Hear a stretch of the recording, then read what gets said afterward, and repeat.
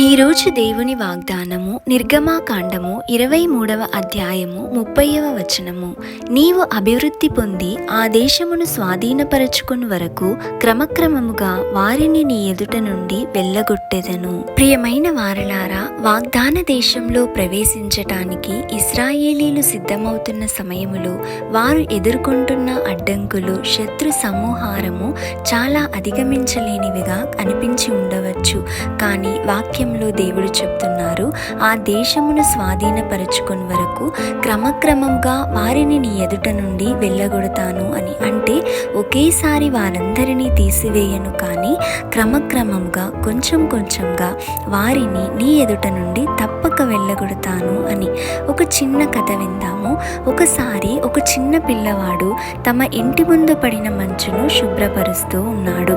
అటువైపుగా వెళ్తున్న ఒక పెద్ద మనిషి, నువ్వు చిన్న పిల్లవాడివి, ఇది నువ్వు ఎలా చేస్తావు? చేయలేవు, చాలా కష్టమైన పని అంటాడు. అప్పుడు ఆ పిల్లవాడు చెప్తాడు, కొంచెం కొంచెంగా చేస్తాను అని.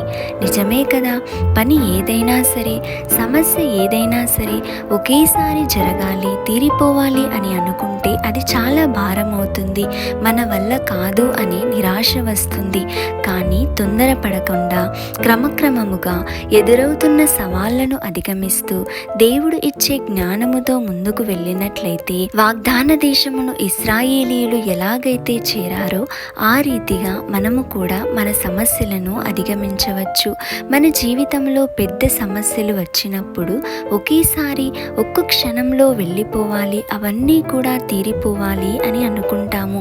అలా జరగకపోవచ్చు, కానీ మనము నిరాశపడకూడదు. క్రమక్రమంగా కొంచెం కొంచెంగా వాటన్నింటినీ కూడా దేవుడు తప్పక తీరుస్తాడు. అలాంటి విశ్వాసము మనందరము కూడా కలిగి ఉండాలి. ఆ రీతిగా మనము కూడా దేవుడు మన కొరకు సిద్ధపరిచిన ప్రతి మేలును కూడా పొందుకుంటాము. అలాంటి కృపను దేవుడు మనందరికీ అనుగ్రహించునుగాక. ఆమేన్.